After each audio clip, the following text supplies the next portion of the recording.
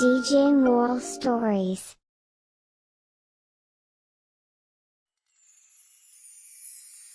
ಈ ಗ್ರಾಮದಲ್ಲಿ ಕುಂಬಾರ ಸಿದ್ದಪ್ಪ ಹಾಗೂ ಅವನ ಹೆಂಡತಿ ಸರೋಜ ಮತ್ತು ಅವನ ಮಗ ರಜತ್ ವಾಸವಾಗಿದ್ದರು. ಹಲವು ವರ್ಷಗಳ ನಂತರ ರಜತ್ನ ಜನ್ಮ ಗಣೇಶ್ ಚತುರ್ಥಿಯಂದೇ ಆಯಿತು. ಈ ಕಾರಣಕ್ಕಾಗಿಯೇ ಅವನ ತಂದೆ ತಾಯಿಯರು ಗಣೇಶನ ಆಶೀರ್ವಾದವನ್ನು ಪಡೆಯುತ್ತಿದ್ದರು. ರಜತ್ನ ಮನದಲ್ಲೂ ಕೂಡ ಗಣೇಶನ ಬಗ್ಗೆ ತುಂಬಾ ಒಲವಿತ್ತು. ಗಣೇಶ್ ಚತುರ್ಥಿ ಇನ್ನೇನು ಬರುತ್ತಿದೆ. ಸಂತೆಯಲ್ಲಿ ಗಣೇಶನ ವಿಧ ವಿಧವಾದ ರೂಪಗಳನ್ನು ಮಾರುತ್ತಿದ್ದರು. ಅಪ್ಪ, ಇವತ್ತು ಕ್ಲಾಸಲ್ಲಿ ರಾಜ ಹೇಳ್ತಾ ಇದ್ದ ಅವ್ರ ಮನೆಯಲ್ಲಿ ಗಣೇಶನ್ ಮೂರ್ತಿ ಇಡ್ತಾರಂತೆ. ತುಂಬಾ ದೊಡ್ಡ ಕಾರ್ಯಕ್ರಮ ಅಂತೆ. ಹಾ ಮಗನೇ, ನೀನು ಹೋಗು. ನಾನು ಹೋಗೋದಾ? ಯಾರು ನನ್ನ ಕೂಗೋದೇ ಇಲ್ಲ. ಎಲ್ರು ನಾವು ಒಂಥರ ನೋಡ್ತವೆ. ನಮ್ಮನೆಗೆ ಯಾವಾಗ ಬರುತ್ತೆ ಗಣೇಶ? ಹೇಳಪ್ಪ, ಹೇಳು.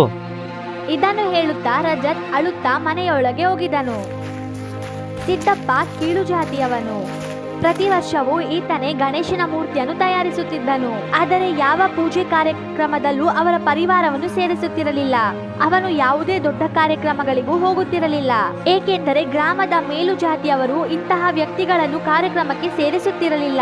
ಅವನು ಮಾಡುತ್ತಿದ್ದ ಗಣೇಶನ ಮೂರ್ತಿಗಳು ಹೇಗಿರುತ್ತವೆ ಎಂದರೆ ಜನರು ಅಲ್ಲೇ ನಿಂತುಕೊಂಡು ನೋಡುತ್ತಿದ್ದರು. ಅಯ್ಯೋ, ಏನೋ ಮಾಡ್ತಾ ಇದ್ರೆ. ಇನ್ನು ಗಣೇಶ ಚತುರ್ಥಿ ಬೇರೆ ಹತ್ರ ಬರ್ತಾ ಇದೆ. ಆರ್ಡ್ರ್ ಬೇರೆ ತಗೊಂಡಿದ್ದೀವಿ. ಅದನ್ನೆಲ್ಲ ಸಮಯಕ್ಕೆ ಸರಿಯಾಗಿ ಕೊಡಬೇಕು. ಆ ಗಣೇಶನ ಮೂರ್ತಿ ಮುಖ ನೋಡ್ರಿ ಯಾವ ಥರ ಮಾಡಿದ್ರೆ ನೀವು. ಅಯ್ಯೋ, ನನಗಂತೂ ನಿಮ್ಮನ್ನೆಲ್ಲ ಕಟ್ಕೊಂಡು ತಲೆ ಕೆಟ್ಟೋಗ್ಬಿಟ್ಟಿದೆ. ನೋಡು, ಆ ಸಿದ್ದಪ್ಪನ ಹತ್ರನೇ ಎಲ್ಲರೂ ಹೋಗ್ತಾರೆ. ಅವನು ಗಣೇಶನೇ ಎಷ್ಟು ಚೆನ್ನಾಗಿರುತ್ತೆ ಗೊತ್ತಾ. ಅದಕ್ಕೆ ಅವನ ಹತ್ರ ಹೋಗೋದು ಎಲ್ರೂ. ಅವನು ಏನೋ ಮಾಡ್ತಾ ಇದ್ದಾನೆ ಅದರಲ್ಲಿ. ರಾತ್ರಿಯ ಸಮಯದಲ್ಲಿ ಅವನು ಮೂರ್ತಿ ಮಾಡುವ ಜಾಗಕ್ಕೆ ಹಲವರು ಹೋಗುತ್ತಿದ್ದರು. ಅಲ್ಲಿ ಹೋಗಿ ಅವನು ಮಾಡುತ್ತಿದ್ದ ಮಣ್ಣನ್ನು ತೆಗೆದು ಬೇರೆ ಮಣ್ಣನ್ನು ಕಲಿಸುತ್ತಿದ್ದರು. ಮಾರನೆಯ ದಿನ ಸಿದ್ದಪ್ಪ ಗಣೇಶ ಮೂರ್ತಿ ತಯಾರಿಸಲು ಅಂಗಡಿಗೆ ಬಂದಾಗ ಅದೇ ಮಣ್ಣಿನ ಮೇಲೆ ಕಾಲಿಟ್ಟು ಜಾರಿ ಬಿದ್ದನು. ಅಯ್ಯೋ ದೇವ್ರೇ, ನನ್ನ ಸೊಂಟ ಹೋಯ್ತು. ಗಣೇಶ ಕಾಪಾಡಪ್ಪ. ಸಿದ್ದಪ್ಪನ ಕೂಗನ್ನು ಕೇಳಿ ಹೆಂಡತಿ ಹಾಗೂ ಮಗ ಅಲ್ಲಿಗೆ ಬರುತ್ತಾರೆ. ಅಯ್ಯಯ್ಯೋ, ಇದೇನಿದು ಹೀಗಾಗಿದೆ. ಇವಾಗ ಆರ್ಡರ್ನ ಯಾರು ಕಂಪ್ಲೀಟ್ ಮಾಡ್ತಾರೆ? ಜನರ ಹತ್ರ ಅರ್ಧ ದುಡ್ಡು ತಗೊಂಡಿದೀವಿ. ನಾವು ಸಮಯಕ್ಕೆ ಸರಿಯಾಗಿ ನಾವು ಮೂರ್ತಿ ಕೊಟ್ಟಿಲ್ಲ ಅಂದ್ರೆ ಜನ ನಮ್ಮನ್ ಬೈಕೋತಾರೆ. ಜನ ನಮ್ಮನ್ ಸುಮ್ನೇನು ಬಿಡೋದಿಲ್ಲ. ಏನ್ ಮಾಡೋದೀಗ? ಅಲ್ಲಿ ಸಿದ್ದಪ್ಪನಿಗೆ ಗಾಯಗಳನ್ನು ಮಾಡಿ ಕೆಲವರು ಅವರ ಜಾಗದಲ್ಲಿ ಮೂರ್ತಿಗಳನ್ನು ತಯಾರಿಸಿರುತ್ತಾರೆ. ಅಯ್ಯೋ ಚಿಕ್ಕಮ್ಮ, ನಿನ್ಗಿನ್ನೂ ಗೊತ್ತಾಗಿಲ್ವಾ? ಆ ಪಾಪಿಗೆ ಆ ದೇವರೇ ಶಿಕ್ಷೆ ಕೊಟ್ಟಿದ್ದಾರೆ. ಈಗ ಹೋಗಿ ಅವನ ಹತ್ರ ಮೂರ್ತಿ ತಗೊಳ್ಳಿ. ನಿನ್ನೆ ರಾತ್ರಿ ನನ್ನ ಕನಸಲ್ಲಿ ಗಣೇಶಪ್ಪ ಬಂದು ನನಗೆಲ್ಲ ಹೇಳಿದ್ದಾವೆ. ನೀನು ಚೆನ್ನಾಗಿ ಮಾಡ್ತಾ ಇದೀಯಾ ಆಯ್ತಾ, ಆ ಪಾಪಿಗೆ ಹೀಗೆ ಆಗಬೇಕು ಅಂತೆಲ್ಲ ಹೇಳಿದ್ದಾವೆ. ಅವನು ಯಾವುದೋ ಮಣ್ಣಲ್ಲಿ ಮಾಡ್ತಾನೆ, ನೀನು ತುಂಬ ಚೆನ್ನಾಗಿ ಮಾಡ್ತೀಯಾ ಅಂತ ಹೇಳಿದ್ದಾವೆ. ದೇವರಿಗೂ ಇಷ್ಟ ಇಲ್ಲ ಅವನು ಮಾಡೋ ಮೂರ್ತಿ. ಈ ಮಾತು ಊರಿನ ತುಂಬಾ ಹರಡಲು ಅವನು ಒಂದು ಹೆಂಗಸಿಗೆ ಹೀಗೆ ಹೇಳುತ್ತಾನೆ. ಆ ಹೆಂಗಸು ಆ ಮಾತಿಗೆ ಉಪ್ಪು ಖಾರವನ್ನು ಸೇರಿಸಿ ಎಲ್ಲರಿಗೂ ಹೇಳುತ್ತಾಳೆ. ಹೀಗೆ ಆಗುತ್ತಿರುತ್ತದೆ. ಇಲ್ಲಿ ಸಿದ್ದಪ್ಪ ಹಾಸಿಗೆಯನ್ನಿಡಿದು ಗಣೇಶನ ಪ್ರಾರ್ಥನೆ ಮಾಡುತ್ತಿರುತ್ತಾನೆ. ಅಪ್ಪ, ದೇವರು ನಿಮ್ಮನ್ನ ಕಾಪಾಡ್ತಾನಲ್ವಾ? ಹೌದಪ್ಪ. ಈಗ ಅವರೇ ಏನಾದ್ರು ಮಾಡಬೇಕು. ಆದ್ರೆ ಅವರು ನನಗೆ ಎಲ್ಲಿ ಸಿಗ್ತದೆ? ಅವ್ರು ಎಲ್ಲ ಬೇಕಾದ್ರೂ ಸಿಗ್ತವೆ. ಎಲ್ಲ ಕಡೆನೂ ಇರ್ತವೆ. ನಮ್ಮ ಕಷ್ಟ ನಿವಾಸಕ್ಕೆ ಬಂದೇ ಬರ್ತವೆ. ರಜತ್ ಇನ್ನು ಚಿಕ್ಕ ಹುಡುಗ. ಗಣೇಶನನ್ನು ಅಲ್ಲಿ ಇಲ್ಲಿ ಹುಡುಕುತ್ತಾ ಕಾಡಿನ ಒಳಗೆ ಬರುತ್ತಾನೆ. ಗಣೇಶಪ್ಪ, ನಾನು ಬಂದಿದ್ನಿ, ನೀವು ಆಚೆ ಬನ್ನಿ. ಯಾಕೆ ಸುಮ್ಮನೆ ಇದ್ದೀರಾ? ಹಾ, ನನಗೀಗ ಗೊತ್ತಾಯ್ತು. ನೀವು ಮೂರ್ತಿ ಇದ್ರೇನೆ ಬರೋದಲ್ವಾ? ಆಯ್ತು, ನಾನು ಈಗಲೇ ರೆಡಿ ಮಾಡ್ತೀನಿ. ರಜತ್ ಅಲ್ಲಿಯೇ ಇದ್ದಂತಹ ಕೆರೆಯ ಮಣ್ಣನ್ನು ತೆಗೆದುಕೊಂಡು ಅವನದೇ ಆದ ರೀತಿಯಲ್ಲಿ ಗಣೇಶನ ಮೂರ್ತಿಯನ್ನು ತಯಾರಿಸುತ್ತಾನೆ. ಆಗ ಅಚಾನಕ್ ಆಗಿ ಜೋರಾದ ಮಳೆ ಬರಲು ಪ್ರಾರಂಭಿಸುತ್ತದೆ ಮತ್ತು ಮೂರ್ತಿಯು ಸಹ ಕರಗಿ ಹೋಗುತ್ತದೆ. ರಜತ್ ಮತ್ತೆ ಮೂರ್ತಿಯನ್ನು ಮಾಡುತ್ತಾನೆ, ಆದರೆ ಮತ್ತೆ ಅದು ಕರಗಿ ಹೋಗುತ್ತದೆ. ಇದೇ ರೀತಿ 3 ಬಾರಿ ಆದರೂ ನಂತರ ಗಣೇಶನ ಮೂರ್ತಿ ಮಳೆಯಲ್ಲಿ ಕರಗುವುದಿಲ್ಲ. ರಜತ್ ಹಿಂದೆ ತಿರುಗಿ ನೋಡಿದಾಗ ಅಲ್ಲಿ ಒಂದು ಆನೆ ಅವನ ತಲೆಯ ಮೇಲೆ ಒಂದು ಎಲೆಯನ್ನು ಇಟ್ಟಿರುತ್ತದೆ. ಹಾಗೂ ರಜತ್ ತಾನು ಮಾಡಿದಂತಹ ಗಣೇಶ ಮೂರ್ತಿಯನ್ನು ತೆಗೆದುಕೊಂಡು ಬಂದು ಗಣೇಶ ಮೂರ್ತಿಯನ್ನು ಮಾಡುವ ಸ್ಥಳದಲ್ಲಿ ಇಡುತ್ತಾನೆ. ಗಣೇಶನ ಜೊತೆ ಮಾತನಾಡುತ್ತಾ ಅವನು ಅಲ್ಲಿಯೇ ಮಲಗುತ್ತಾನೆ. ಅವನು ಕಣ್ಬಿಟ್ಟು ನೋಡುತ್ತಾನೆ, ಎಲ್ಲಾ ಮೂರ್ತಿಗಳು ತಯಾರಾಗಿರುತ್ತವೆ. ಹೇಗಿದೆಯಪ್ಪ ರಜತ್? ನಾನು ಮಾಡಿರುವ ಮೂರ್ತಿಗಳು ಚೆನ್ನಾಗಿದೆಯಲ್ವಾ? ಗಣೇಶಪ್ಪ, ಎಲ್ಲ ಚೆನ್ನಾಗಿದೆ. ಆದರೆ ನೀವು ಒಂದೇ ಸಾರಿ ಗಣೇಶನ ಮೂರ್ತಿಗಳನ್ನ ಮಾಡಿದ್ರಿ, ಅದಕ್ಕೆ ಪೇಂಟು ಹೊಡೆದಿದ್ರ. ನೀವು ಸುಸ್ತಾಗಿದ್ರ. ಇರ್ರಿ, ನಾನೇನಾದ್ರು ತಗೊಂಬರ್ತೀನಿ. ನನಗೆ ತುಂಬ ಹೊಟ್ಟೆ ಸಿಗ್ತಾ ಇದೆ.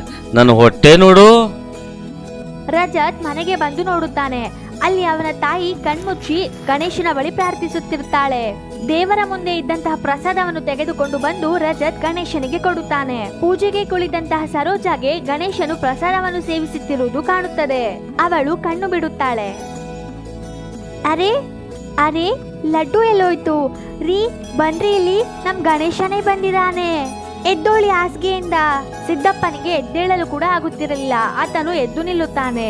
ಇಬ್ಬರು ಕೂಡ ಗಣೇಶನ ಬಳಿ ಪ್ರಾರ್ಥಿಸುತ್ತಾರೆ. ನಾನೀಗ ಮೂರ್ತಿ ಮಾಡೋದಕ್ಕೆ ಶುರು ಮಾಡಬೇಕು. ಇಬ್ಬರು ಮೂರ್ತಿಯನ್ನು ಮಾಡಲು ಆಚೆ ಬರುತ್ತಾರೆ. ಆಚೆ ಬಂದು ನೋಡುತ್ತಾರೆ. ಆಶ್ಚರ್ಯಗೊಂಡು ಅಲ್ಲಿಯೇ ನಿಂತು ಬಿಡುತ್ತಾರೆ. ಅವನ ಅಂಗಡಿಯ ಮುಂದೆ ಜನರೆಲ್ಲರೂ ನಿಂತಿರುತ್ತಾರೆ. ಎಲ್ಲಾ ಮೂರ್ತಿಗಳು ಸಮಯಕ್ಕಿಂತ ಮುಂಚೆಯೇ ತಯಾರಾಗಿದೆ. ಮೂರ್ತಿಗಳು ಹೇಗಿತ್ತೆಂದರೆ ಕಲಾಕಾರನು ಸಹ ಮಾಡಲಾಗುವುದಿಲ್ಲ, ಹಾಗೆ ಉಳಿಯುತ್ತಿತ್ತು. ಯಾರು ಮಾಡಿದ್ರು ಮಗನೇ? ನನ್ನ ಗಣೇಶ ಅಪ್ಪ. ನಾನ್ ನಿಮ್ಗೆ ಮೊದ್ಲೇ ಹೇಳಿದ್ನಲ್ಲ, ಈ ಮೂರ್ತಿ ಇದೆಯಲ್ಲ, ಇದು ಅವ್ರ ಮನೆ. ಈಗ ಅವರು ಮಲಗಕ್ ಹೋಗಿದ್ದಾರೆ, ನಾನು ಕೆಲಸ ಮಾಡ್ತಾ ಇದ್ದೀನಿ. ಮಂಜು ಎಲ್ಲವನ್ನು ಗುಟ್ಟಾಗಿ ಕೇಳಿಸಿಕೊಳ್ಳುತ್ತಾನೆ ಮತ್ತು ಅದನ್ನು ಕೇಶವನಿಗೆ ಹೇಳುತ್ತಾನೆ. ಅದೊಂದೇ ಮೂರ್ತಿ ಇಷ್ಟೆಲ್ಲಾ ಮೂರ್ತಿಗಳನ್ನ ಮಾಡಿದ್ಯಾ?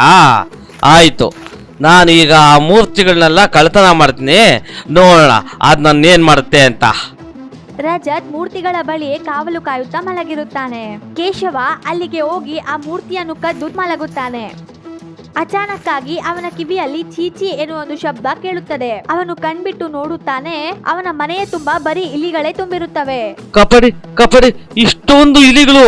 ಆಗ ಕೇಶವನ ಮನೆ ಅಲ್ಲಾಡತೊಡಗುತ್ತದೆ. ಆಗ ಅವನು ಮನೆಯಿಂದ ಓಡಲು ಪ್ರಯತ್ನಿಸುತ್ತಾನೆ. ಅವನ ಮುಂದೆಯೇ ಆನೆಯ ದಂಡೆ ಇರುತ್ತದೆ. ಇದೆಲ್ಲ ಏನಾಗ್ತಾ ಇದೆ ಸಡನ್ ಆಗಿ? ಆಗ ಮೂರ್ತಿಯಿಂದ ಒಂದು ಬೆಳಕು ಆಚೆ ಬಂದು ಗಣೇಶನು ಪ್ರತ್ಯಕ್ಷನಾಗುತ್ತಾನೆ. ನನ್ನ ಭಕ್ತರ ಜೊತೆ ಆಟವಾಡುವವರನ್ನು ನಾನು ಕ್ಷಮಿಸುವುದಿಲ್ಲ ಕೇಶವ. ನೀನು ದುಡ್ಡಿನ ಆಸೆಗಾಗಿ ಜನಗಳ ಮನಸ್ಸಲ್ಲಿ ದೇವರ ಮೇಲೆ ಭಕ್ತಿಗಿಂತ ಭಯವನ್ನೇ ಸೃಷ್ಟಿ ಮಾಡಿದ್ದೀಯ. ನನ್ನ ಕ್ಷಮಿಸ್ಬಿಡಿ ಪ್ರಭು, ಇನ್ನು ನನಗೇನು ಮಾಡೋದಕ್ಕೋಗ್ಬೇಡಿ. ನಾನು ಜನಗಳ ಸಮ್ಮುಖದಲ್ಲೇ ನಾನು ಎಲ್ಲ ನನ್ನ ತಪ್ಪುಗಳನ್ನು ಒಪ್ಕೊಂತೀನಿ. ಮತ್ತೆ ಈ ಸಾರಿ ಸಿದ್ದಪ್ಪನ ಮನೆಯಲ್ಲೇ ಗಣೇಶ ಚತುರ್ಥಿ ಮಾಡ್ತೀನಿ. ಹೀಗೆ ಆಗುತ್ತದೆ. ಗ್ರಾಮಸ್ಥರೆಲ್ಲರೂ ತಮ್ಮ ತಪ್ಪುಗಳನ್ನು ಕುಂಬಾರನ ಬಳಿ ಹೇಳಿ ಕ್ಷಮಿಸಲು ಹೇಳುತ್ತಾರೆ. ಕೇಶವ ರಜತ್ಗೆ ಆ ಮೂರ್ತಿಯನ್ನು ಹಿಂದಿರುಗಿಸುತ್ತಾನೆ. ಇಡೀ ಗ್ರಾಮಸ್ಥರು ಯಾವುದೇ ಮೇಲು ಕೀಳಿಲ್ಲದೆ ಎಲ್ಲರೂ ಸಂಭ್ರಮದಿಂದ ಗಣೇಶ ಚತುರ್ಥಿಯನ್ನು ಆಚರಿಸುತ್ತಾರೆ. ಎಲ್ಲರೂ ನಿನಗೆ ಸ್ನೇಹಿತವಾಗಿದ್ದಾರೆ. ಬೇರೆ ಮಕ್ಕಳು ನನ್ನ ಬರುವಿಕೆಗಾಗಿ ಕಾಯುತ್ತಿದ್ದಾರೆ. ನೀನು ಯಾವಾಗ ನನ್ನನ್ನು ಕರೆಯುವೆಯೋ ನಾನು ಪ್ರತ್ಯಕ್ಷನಾಗುವೆ. ಗಣೇಶನಿಗೆ ಜೈ ಜೈ.